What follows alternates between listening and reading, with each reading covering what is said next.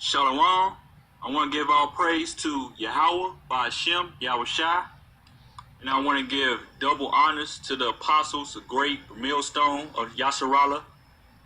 And I want to give all salutations to the brothers of GMS.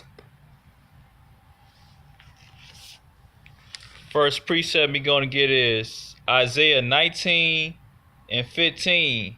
Neither shall there be any works for Egypt, which the head of the tail branch or rush may do. You know, America is modern day Egypt. You know, it ain't gonna be any work. It's gonna be like the apocalypse of the retail industry. Is Ecclesiastes 12 and 3.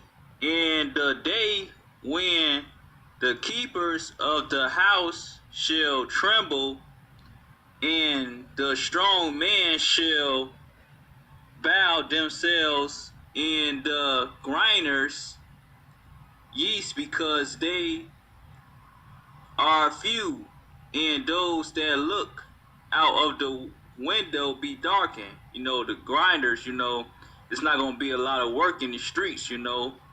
Going to be like the retail apocalypse. A lot of major companies is closing down. Verse 4, the door shall be shut in the streets when the sound of the grinder is low, and he shall rise up at the voice of the bird, and all the daughters of music shall be brought low. This is Revelations 18 and 9. And the kings of the earth who had committed fornication and lived deliciously with her shall bewail. You know, the kings of the earth, the top people who rule this world, you know, the top elite.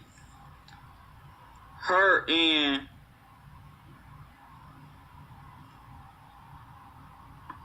Amit for her, when they shall see the smoke of her burning, standing far off for the fear of her torment, saying,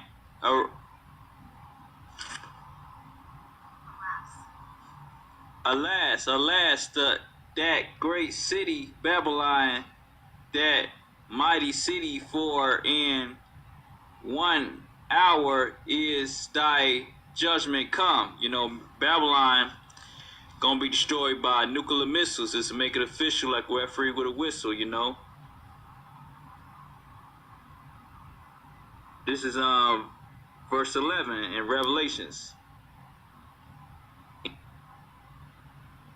And the merchants of the earth shall weep and mourn over her, for no man buyeth their lament for her. Then they shall see the smoke of her burning, standing afar off for the fear of her torment, saying, Arise,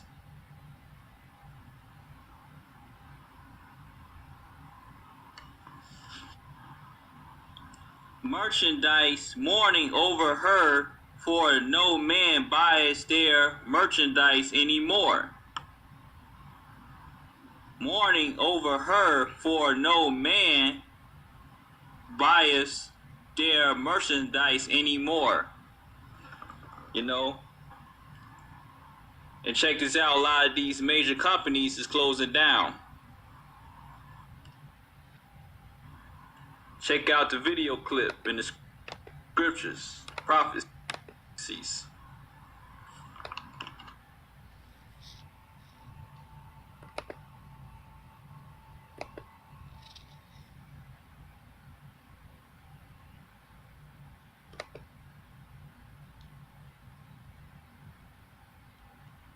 See, it's a video about Toys R Us. You know, the rise and falls of Toys R Us closing down. The toy story that started nearly a century ago is coming to an end. Charles P. Lazarus, the son of a bicycle shop owner, was only 25 when he opened a baby furniture store, Children's Bargain Town in Washington, D.C. 2 years later, he expanded into toys, laying the groundwork for what would become Toys R Us. Echoing childlike script, Lazarus reversed the R, and the store became a sensation. In 1978, it would begin trading on the New York Stock Exchange as a public company. It was the go-to toy emporium. Competitors like Kitty City and Child World went out of business. In those glory days, there was no reason to do anything other than expand. Sometimes they ask me, how did you ever get to be that big? And I said, well, one day I decided to open a second store. And after that, it seemed to get easier. Toys R Us ramped up its store footprint, bringing shelves and shelves of toys to children nationwide. But years of being the biggest name in town left it cavalier about managing its store base, pruning stores that weren't making money and putting resources towards those that were. It was unprepared for what no one saw coming, the dot-com era and the rise of the big box store. eToys, the internet toy startup, came seemingly out of nowhere, but it was a powerhouse. In need of a quick internet strategy, Toys R Us signed on to an expensive partnership with Amazon in 2000. The deal, one of the first of its kind, gave Amazon the exclusive rights to sell Toys R Us products on its website. But the pretty penny Toys R Us paid for the deal had some strings attached. Amazon soon began selling third-party items in direct competition with Toys R Us. Toys paid for exclusivity it didn't get. Toys R Us took Amazon to court to get out of the contract, but legal tussle sent them back financially and left them even farther behind on their e-commerce efforts. Then came the discount chains. Walmart, Target, and Kmart began selling toys, using childish delights as a loss leader to bring shoppers into their stores, undercutting Toys R Us on price. Toys R Us stock swooned. It was forced to review its strategic options, which, in Wall Street speak, is a for sale sign. A troubled retailer in the mid-2000s was no problem for a private equity firm. In fact, it was bait.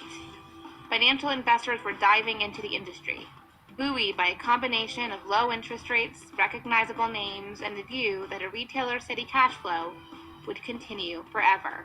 The buyers for Toys R Us were a trio of investors, KKR, Bain, and Vornado, which paid $6.6 billion for the store in 2005. The hope was to revive the company and take it public, using those proceeds to finally pay down the debt they slashed on it. But neither of those goals would come to be. Debt payments made further investment impossible, and competitors, once again, began moving in. This time on Toys R Us's strong baby business, Babies R Us. Newly launched Diapers.com drained market share from the company. Bed Bath & Beyond launched Bye Bye Baby, investing money that Toys R Us didn't have into nicer and more modern stores. All the while, the toy industry was contracting. By the early 2000s, children who always wanted toys were switching to computers, video games, and tablets. From 2012 to 2017, the toy industry declined annually at a rate of 3.1%. There was trouble behind the scenes as well, and amid the business's struggles, ultimately, it missed its chance to go public. The retailer stayed private, and its business dwindled. By 2017, it was worried it would not be able to make its debt payments. It hired restructuring advisors who began to craft plans for pre-packaged bankruptcy for after the holiday season. But, in September, CNBC caught wind of the effort. Toys R Us isn't alone in its struggles. In fact, it joins other major retailers Payless and Radio Shack in filing for bankruptcy in 2017. Toy makers were stunned. Within a week of the article's publication, nearly 40% of its vendors refused to ship product without cash on delivery, fearful they would otherwise not be paid. It was a run on the bank. The company tumbled into bankruptcy, forced to file without a plan to emerge. It told the court, its vendors and shoppers, that under bankruptcy protection, it could finally make the changes it needed to compete. Toys R Us's competitors, smelling blood in the water, slashed their prices, their final attack against the legendary retailer. The crucial holiday season was dismal, and it would not be enough to keep it afloat.